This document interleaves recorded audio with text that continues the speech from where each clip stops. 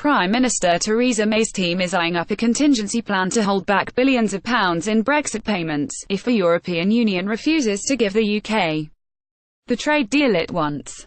Senior British officials have privately discussed the idea as a fallback option that could be triggered if negotiations go wrong, three people familiar with the matter said. Prime Minister Theresa May's plan is not the UK's preferred outcome, but some in May's administration believe it could be necessary in case the EU tries to renege on a future commitment to a free trade deal.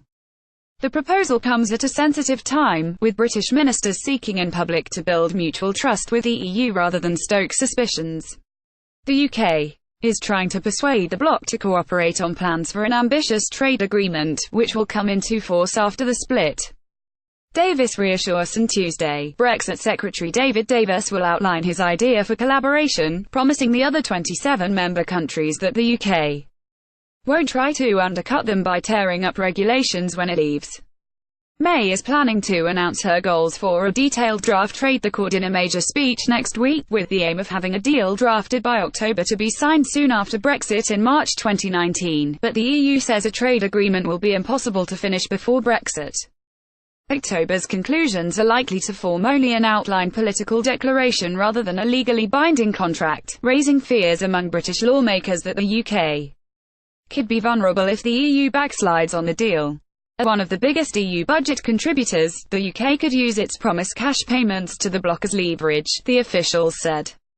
Either the EU gives us a trade deal or they won't get any money at all, said Ian Duncan-Smith, the former leader of May's Conservative Party. Everything is agreed, or nothing is agreed.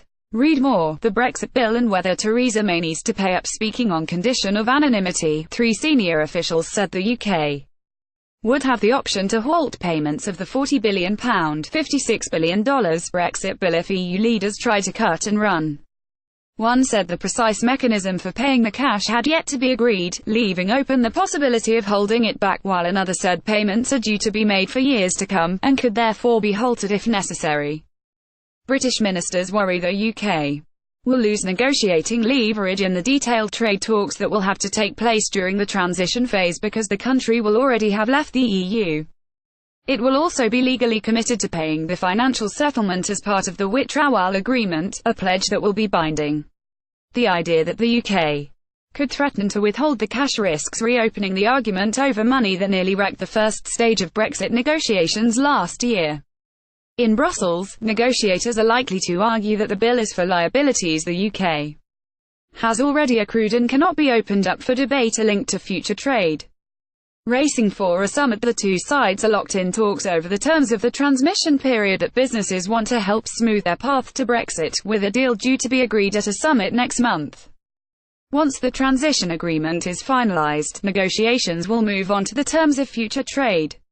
Speaking in Vienna on Tuesday, Davis will propose that so-called mutual recognition of regulatory standards should continue after the divorce, to allow cars manufactured and approved for sale on one side of the channel to be approved for sale on the other. A crucial part of any such agreement is the ability for both sides to trust each other's regulations in the institutions that enforce them, Davis will say.